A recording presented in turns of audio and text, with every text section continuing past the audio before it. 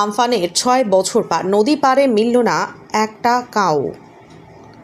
মহিষাদলের নাটশালে এখনও আক্ষেপ ও হাহাকার। ২০২০ সালের মে মাসের সেই আতঙ্ক আজও তাড়া করে বেড়ায় মহিষাদল ব্লকের নাটশাল গ্রাম পঞ্চায়েতে রূপনারায়ণ ও হুগলি নদীর তীরবর্তী এলাকার বাসিন্দাদের। ভয়াবহ ঘূর্ণিঝড় আমফানের তাণ্ডবে ভেঙে পড়েছিল মাটির ঘরবাড়ি, উড়ে গিয়েছিল চাল। রাজ্য সরকারের ঘোষণা ছিল, যাদের ঘরবাড়ির ব্যাপক ক্ষতি হয়েছে তাদের জন্য ২০,০০০ টাকা এবং যাদের অল্প ক্ষতি হয়েছে তাদের জন্য ৫,০০০ টাকা আর্থিক সাহায্য দেওয়া হবে। কিন্তু আমফানের এতগুলো বছর কেটে গেলেও আজও সাহায্যের এক টাকাও হাতে পাননি নাটশালের একাধিক নদী পাড়ের বাসিন্দা। স্থানীয় সূত্রে খবর, পঞ্চায়েত থেকে শুরু করে ব্লক প্রশাসন ক্ষতিপূরণের দাবিতে বহুবার নিবেদন জানিয়েছেন রূপনারায়ণ নদী তীরের গৃহহারা ও ক্ষতিগ্রস্ত পরিবারগুলি।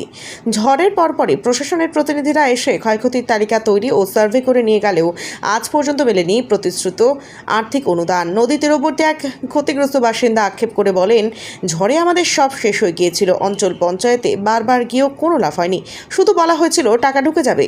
দেখতে দেখতে কত বছর কেটে গেল, কিন্তু টাকা তো এলোই না। উল্টে আমাদের দরখাস্তগুলো প্রশাসনিক টেবিলেই চাপা পড়ে রইল।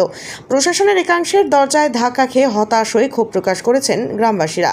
রাজনৈতিক চাপানোতর চললেও নাটশালের ক্ষতিগ্রস্ত পরিবারগুলির প্রশ্ন একটাই, প্রকৃতির মার কাটিয়ে আজও তারা যে ভাঙা ঘরে কোনো মতে দিন গুজরান করছেন, সেই কষ্টের সুরাহা কবে হবে, নাকি আমফানের আর্থিক সাহায্য পাওয়ার সেই প্রতিশ্রুতি শুধুই কাগজে কলমেই থেকে যাবে?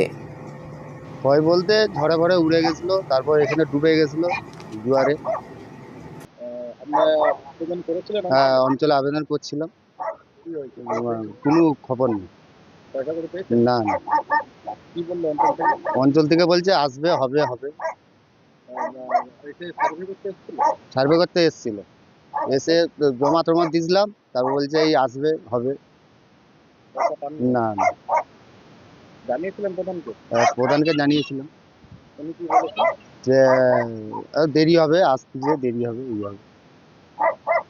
আপনার নাম? সমীর দোলে। দাদা, আমফানে আপনাদের কি ক্ষয়ক্ষতি হয়েছে? ক্ষয়ক্ষতি বলতে এখানে তো নদীর একদম একদম পাড়েই আমরা থাকি। এখানে প্রায় অতগুলো বাড়ি, ১২-১৩টা বাড়ি। প্রত্যেকেরই প্রায় টালির চাল ছিল। সবাই টালি, প্রায় কারুর ছিল না। আমাদেরও চিলা ছাড়া টিন সব উড়ে গেছিলো। আর বিশাল পরিমাণে গাছপালা সব পড়ে গেছিলো। নিজেরাই সব টেনে টুনে পরিষ্কার করেছিলাম, সরকার থেকে কোনো সহযোগিতা পাইনি। রাজ্য সরকার আমফান ঝড়ে ক্ষতিগ্রস্তদের জন্য একটা আর্থিক প্যাকেজ ঘোষণা করেছে, আপনারা কি তা পেয়েছেন? না না, আমরা এখানে কেউ পাইনি। এবার ব্যক্তিগতভাবে কেউ পেয়েছে কিনা জানতে, আমরা ব্যক্তিগত পাইনি, বা আমাদের পাশের বাড়িতেও যারা ছিল পাইনি।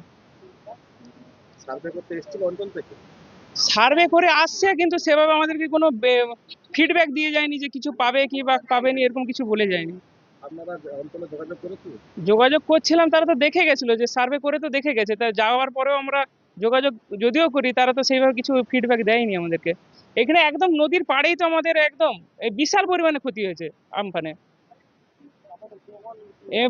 এমনি এমন কিছু কিছু বাড়ি আছে এখানে ভিতরে, তাদের সব হাঁড়ি টড়া মানে কিছু ছিল না, তার ওই শুকনা মুড়ি খেয়ে খেয়ে দিন কাটছে। ওই পাশের ছেলেরা ক্লাব থেকে কিছু দিয়ে গেছিল, তারা ব্যাস অতটুকুই। তারপরেও আপনারা আর্থিক প্যাকেজ পাননি? না না, আর্থিক প্যাকেজ এখানে কেউ পায়নি। আপনার নাম? অমিত কুমার রানা।